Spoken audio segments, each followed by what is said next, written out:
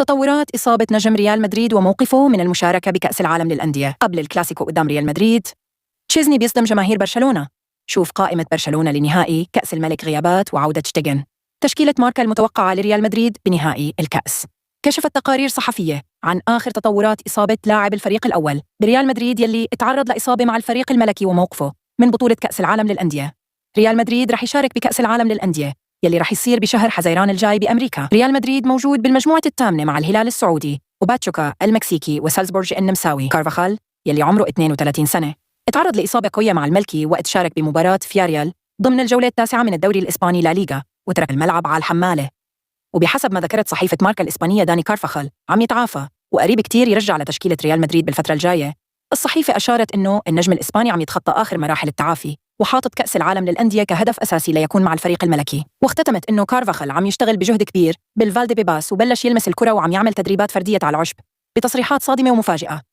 فويتشيك تشيزني حارس مرمى برشلونة حكى تفاصيل مثيرة عن رجعته من الاعتزال وانضمامه للفريق الكتالوني، وقال إنه خوفه من الندم كان السبب الرئيسي لقبوله العرض. وكمان اعترف إنه فشل يبطل دخان رغم المحاولات.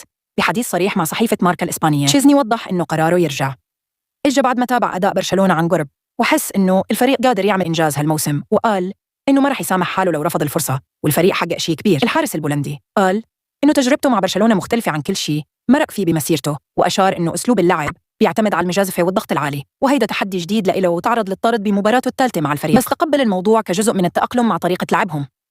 وعلى الجانب الشخصي وبصراحة مؤلمة، اعترف تشيزني إنه ما قدر يبطل دخان وبلش يدخن من هو صغير وصار عنده إدمان، وقال إنه خسر المعركة ضد التدخين وطلب من الجمهور خصوصي الأولاد ما يقلدوه بهالعادة السيئة، وأكد إنه بيحب يكون صادق وواضح بكل شيء بيخص حياته. واختتم تشيزني تصريحه بالتأكيد إنه شخص صادق وشفاف وبيحب يجاوب بصراحة حتى لو في مواضيع صعبة يحكي عنها مثل موضوع التدخين يلي بيشكل جزء مؤلم من حياته. هانز فليك أعلن عن قائمة برشلونة لنهائي كأس الملك ضد ريال مدريد، والمباراة رح تكون بكرة السبت عشية على ملعب لا كارتوخا. القائمة شهدت رجعة تير شتيغن بعد ما أخذ التصريح الطبي وصار جاهز يلعب بالمباريات، وغاب عنها ليفاندوفسكي وكاسادو وبرنال وبالدي.